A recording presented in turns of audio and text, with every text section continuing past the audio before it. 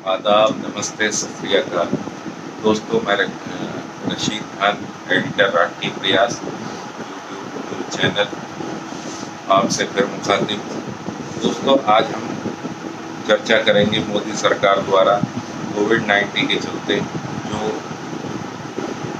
बिना किसी pre planning के देश पर थोपा गया लॉकडाउन था, उसके चलते बेतहाशा बढ़ चुकी बेरोजगारी और मुल्क की बर्बाद हो चुकी अर्थव्यवस्था यानी माशी हालत को फिर से पटरी पर लाने के लिए जो एक 20 लाख करोड़ के तथाकथित आर्थिक राहत पैकेज की घोषणा सरकार द्वारा की गई है, उसके विषय में पॉइंट वाइज तरीके से। मगर उससे पहले हम बात करेंगे उन प्रवासी मजदूरों की तकलीफ़ों की भी कि जो इस लॉकडाउन के चलते बेसरो-सामानी, बदहाली, बेरोजगारी और भुखमरी के शिकार हुए और इस लॉकडाउन में बसों और रेलों और आवागमन के साधनों के बंद होने की वजह से जिन्हें हज़ारों किलोमीटर अपने घरों के लिए निकलना पड़ा पैदल ही एक तकलीफदा सफ़र की तरफ पुलिस या जुल्म के बीच, मगर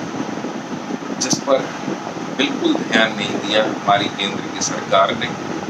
क्या इसके लिए खाली केंद्र सरकार की असंवेदनशीलता, उसका मजदूरों की हितों की अनदेखी करने वाला रवैया ही जिम्मेदार है, या इसके लिए इससे बड़ा जिम्मेदार भी कोई और है? तो साथियों, मेरे नज़रिए में इसका सबसे बड़ा जिम्मेदार देश की जनता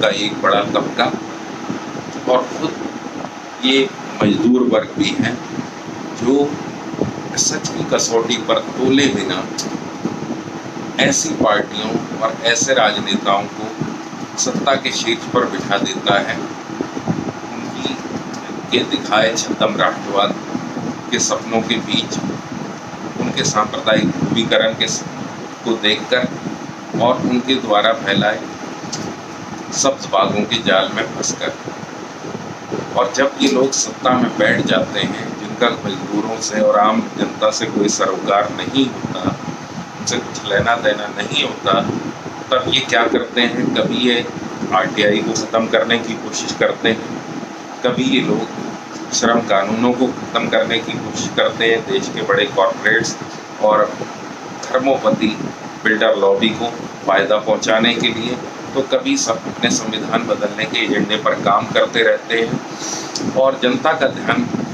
गिरती हुई जीडीपी और बढ़ती हुई बेतहाशा बेरोजगारी और आर्थिक मंदी से हटाने के लिए हेल्थ सेक्टर और एजुकेशन सेक्टर की बिगड़ती हालत से हटाने के लिए डिवाइड एंड रूल की पॉलिसी पर काम करते रहते हैं।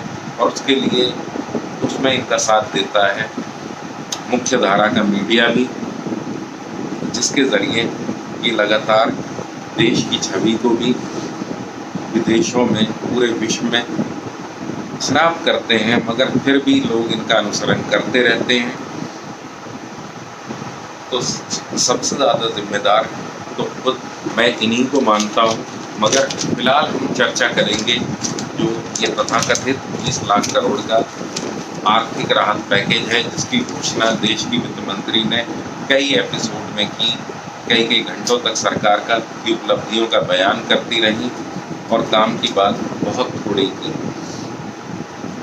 यहाँ पर सबसे पहले जो चीज़ हमें देखनी है, क्या ये वाकई में इसे राहत पैकेज कहा जा सकता है? तो जी, इसे बिल्कुल राहत पैकेज नहीं कहा जा सकता। राहत पैकेज उसे कहा जाता है जहाँ पर लोगों को तुरंत मदद पहुँचाई जाए और वो भी बिना वापसी की उम्मीद किए। यहाँ पर ये राहत पैकेज की जगह इसे कर्ज पैकेज या लोन पैकेज या लोन मेला कहना ज़्यादा उचित होगा। आइए हम इस पर गौर करते हैं कि क्या वाकई ये 20 लाख करोड़ का ही पैकेज है। तो यहाँ भी हम ये पाते हैं कि रिज़र्व बैंक मार्च 2021 तक 8 लाख करोड़ से अधिक मार्केट में लिक्विडिटी को बढ़ाने के लिए डाल चुका था या कंपनियों को कर्जा दे चुका था।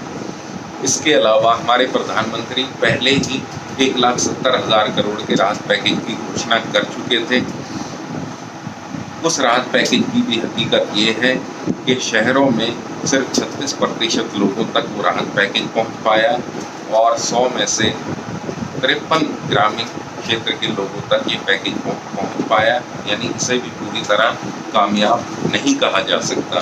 अब आते हैं अपने पॉइंट नंबर 2 की तरफ। किसानों को भी राहत पैकेज देने की जगह इस सरकार ने लोन का पैकेज दिया है, और ये कोई नया नहीं है। बरसों से हर सरकार के दौर में किसानों को लोन के पैकेज चलते ही रहे हैं। ऐसे में बेहतर ये होता कि सरकार उन किसानों को जिनकी फसलें, सब्जियों की फसल या फलों की फसलें, फूलों की फसलें, जिन लाखों किसानों की बर्बाद हुई है इस देश में इस लॉकडाउन की वजह से, उनको तुरंत मुआवजा देती, और गन्ना किसान जिनका हज़ारों करोड़ रुपए गवर्नमेंट के ऊपर पहले ही बकाया है, यदि उनको उनका पैसा दे दिया जाता बकाया, तो किसी हद तक इसे फिर भी राहत पैकेज माना जा सकता था। इसके अलावा भी किसानों तक नकदी पहुंचाई जाने की आवश्यकता थी। अब आते हैं हम अपने पॉइंट नंबर 3 की तरफ।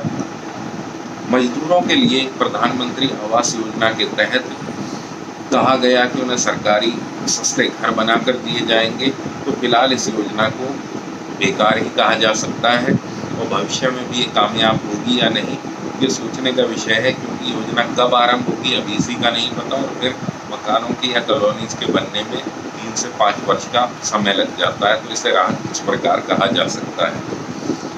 इसी के साथ यहाँ कहा जा रहा है कि सरकार बिना राशन कार्ड के प्रवासी 8 करोड़ मजदूरों को 5 किलो गेहूँ या चावल और 1 किलो चना देगी। तो क्या इसी से वो ज़िंदगी गुजर बसर कर पाएंगे? क्या वो इसे फाँक कर जी सकेंगे? क्या उन्हें ईंधन की ज़रूरत नहीं होगी, मिर्च मसालों की ज़रूरत नहीं होगी, बच्चों के लिए दूध की आवश्यकता नहीं होगी, या अन्य ज़रूरतों के लिए उनको नकदी की ज़रूरत नहीं होगी? इस बात का भी ध्यान इसमें नहीं रखा गया है। अब आते हैं अपने पॉइंट नंबर 4 की तरफ। सरकार ने MSME यानी माइक्रो स्मॉल मीडियम इंटरप्राइजेज यानी छोटे मझले उद्योगों को 3 लाख करोड़ देने का लोन देने की बात की है, जिनमें 4.5 लाख कंपनियों को ये दिया जाएगा, यानी प्रत्येक में अगर देखा जाए तो 6,66,000 सरकार देगी। ये भी अक्टूबर से प्रक्रिया शुरू होगी, जबकि स्थिति ये है कि MSME कंपनियों का सरकार, चाहे वो केंद्र की हो चाहे वो राज्यों की सरकार हो या वो सरकारी कंपनीज हो, उन पर 5 लाख करोड़ का बकाया है। तो बेहतर ये होता कि वोकल टू लोकल का नारा देने वाले हमारे प्रधानमंत्री इस पर गौर करते कि इनका 5 लाख करोड़ चुका दिया जाए, और इस शर्त के साथ ही इन्हें लॉकडाउन से पहले ये दे दिया जाए कि ये अपने मजदूरों को 2-2 महीने का वेतन, चाहे वो 60% ही दें तालाबंदी के दौरान, दे दें। इससे ये लोग अपने पैरों पर खड़े भी हो जाती है कंपनी, और जो इन MSME से जुड़े 20 करोड़ तकरीबन मजदूर या लोग हैं, उन्हें भी पलायन के लिए मजबूर ना होना पड़ता, भुखमरी और परेशानियों का शिकार ना होना पड़ता। मगर यहाँ उल्टा हो रहा है कि इन्हें लोन देने की बात कही जा रही है, जबकि हालात ये हैं कि MSME सेक्टर में सिर्फ 7% कंपनी ही अपना सर्वाइव करने के योग्य रह गई हैं। तो ऐसे में कि 4.5 लाख को लोन देकर ही आप सबको, देश की इकोनॉमी को आगे बढ़ा सकते हैं। और तीसरा सवाल कि ये सब कंपनियां लोकल ही माल बनाती हैं, मगर सवाल ये है कि जब आप नकदी नहीं पहुंचाएंगे आम आदमी की जेब में, तो पहले ही देश में हालात ये हैं कि सर्वे बता रहे हैं कि लोगों ने कम खाना शुरू कर दिया है। और चीज़ की बातें छोड़िए, तो फिर ऐसा ये क्या बनाएंगे कि लोग उसे खरीद लें, क्योंकि सप्लाई के साथ डिमांड भी ज़रूरी है, तभी इकोनॉमी कामयाब हो सकती है, साइकिल चल सकती है। अब हम आ जाते हैं अपने अगले पॉइंट की तरफ। यहाँ पर हमने एक बात की थी कि सरकार को इनका 5 लाख करोड़ दे देना चाहिए, मगर मुसीबत ये है कि बेचारी हमारी सरकार के पास क्या 5 लाख करोड़ इन्हें देने के लिए हैं? तो जी नहीं, सरकार के पास ये पैसा नहीं है। यही वजह है कि वो 80,000 BSNL कर्मचारियों को जिन्हें बीआरएस दिलवाया गया है, लिया जिन्होंने बीआरएस, उनका पैसा ही एक अरसे से बकाया नहीं दे पा रही है। दूसरी स्थिति ये है कि सरकारें डीए तलक नहीं दे पा रही हैं अपने कर्मचारियों को। यूपी सरकार तो साथ अलाउंस नहीं दे पा रही है। इसके अलावा सरकारी कर्मचारियों को कहा जा रहा है कि आप पीएम केयर में 1 दिन की सैलरी दीजिए, और इसके साथ विभिन्न राज्य सरकारें 1 दिन की सैलरी उनसे सीएम केयर के नाम पे भी मांग रही हैं। तो यहाँ उल्टा मांगा जा रहा है, देने की बात तो आप छोड़ दीजिए। ये सब हमारी जो सरकार माहिर है आंकड़ों के खेल को खेलने में, वही आंकड़ों का खेल यहाँ पर खेला जा रहा है। इसी तरीके से जो रेहड़ी पटरी वालों को 10-10 हज़ार रुपये का लोन देने की बात हो रही है, ये आप बताएं कि आत्मनिर्भर बनाया जा रहा है या उन्हें कर्ज में डुबोया जा रहा है। ये भी एक सोचने का विषय है जिस पर सबको सोचना चाहिए। अब आते हैं हम देश को आत्मनिर्भर बनाने की बात करने वाली सरकार खुद 500 कोल माइंस को और देश के जो रक्षा उत्पादन है उसमें 49% से 74% तक एफडीआई के लिए उसे खोल रही है, यानी प्रत्यक्ष विदेशी निवेश के लिए। तो विदेशी कंपनियों को आप अपने देश की संपत्ति बेचकर या उनको भागीदार बनाकर ही क्या आत्मनिर्भर भारत की बात सोच सकते हैं या कर सकते हैं, ये नारा दे सकते हैं। और सरकार जो आज कह रही है मनरेगा की महत्वता को समझ रही है, जो कभी हमेशा से मनरेगा का विरोध करती रही कि कांग्रेस की लाई ये बेकार स्कीम है, इससे देश का पैसा बर्बाद होता है, अब वही उसमें उसे 60,000 करोड़ की जगह 40,000 करोड़ उसमें और डाल रही है। हालांकि प्रवासी मजदूरों के पलायन को देखते हुए ये काफ़ी कम कहा जा रहा है। एक्सपर्ट्स के अनुसार, बड़े इकोनॉमिस्ट के अनुसार इसे कई गुना किए जाने की आवश्यकता थी। सरकार को इस पर सोचना चाहिए। दोस्तों, सरकार सिर्फ जैसा हमने बताया कि सप्लाई पर ही ध्यान दे रही है, मगर यहाँ पर डिमांड के लिए से आम लोगों को ये जेब में नकदी डालनी जरूरी चाहिए थी। यहाँ पर ये गौर करना ज़रूरी है, क्योंकि देश में वैसे ही भयंकर स्थिति है जिसका बखान यूएनओ और Oxford poverty and human development initiative भी कर रही हैं। उनके आंकड़े बता रहे हैं, उनके अनुसार लॉकडाउन के चलते हमारे देश में 26 करोड़ लोग गरीबी की रेखा के नीचे आ जाएंगे। यहाँ पहले ही अंतर्राष्ट्रीय मानदंडों के अनुसार 37 करोड़ लोग गरीबी की रेखा के नीचे हैं, जबकि ये भी आंकड़े सही नहीं है। जो सर्वे देश में हुआ वो ये कहता है कि 82 करोड़ जनता गरीबी की रेखा के नीचे हैं। तो सोचिए कि स्थिति बेरोजगारी की कितनी भयंकर होनी चाहिए, होने जा रही है।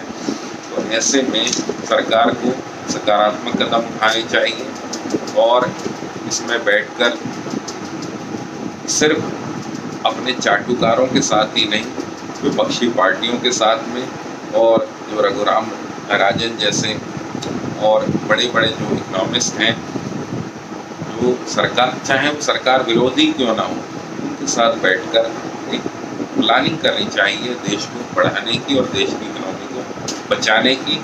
इसी के साथ मैं आज अपना शो यहीं पर ख़त्म करता हूँ। उम्मीद है आपको पसंद आया होगा। अगर आपको ये पसंद आया कृपया लाइक और सब्सक्राइब और शेयर, इसे आगे शेयर करें। इसी के साथ धन्यवाद। जय हिंद, जय भारत।